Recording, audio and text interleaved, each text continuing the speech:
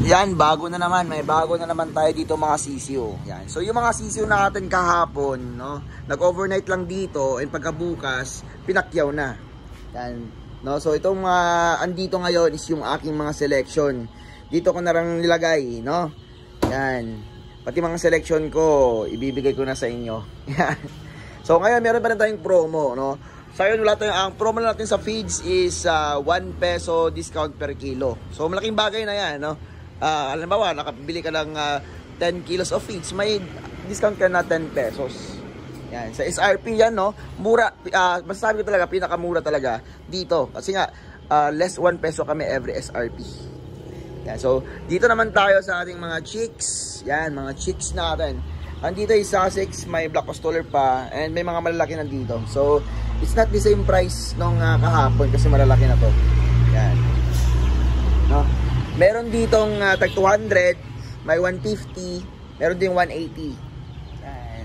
No? Pero, kapag andito kayo, no, pwede pang may discount yan. At may promo tayo. No?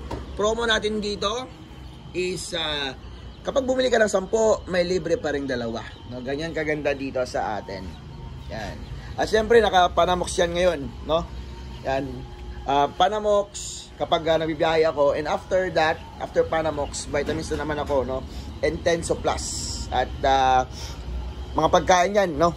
Yan. Sa ngayon, mga pagkain namin dito, minix ko na to. May BMEG, may Gelmax 1, may Vipro 1000. Minix ko na, no? Bahala na sila kung ano yung gusto nila. May naked neck din dito. Sobrang ganda ng naked neck natin. Sussex, no? Yan. Rhode Island Reds. Black Oscolorp. Yan. Punta na po kayo dito.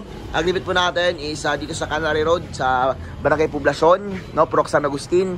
Front ng Wildcat KTV Bar. Yan. May signage naman dyan ng Kulamon Located Chicken.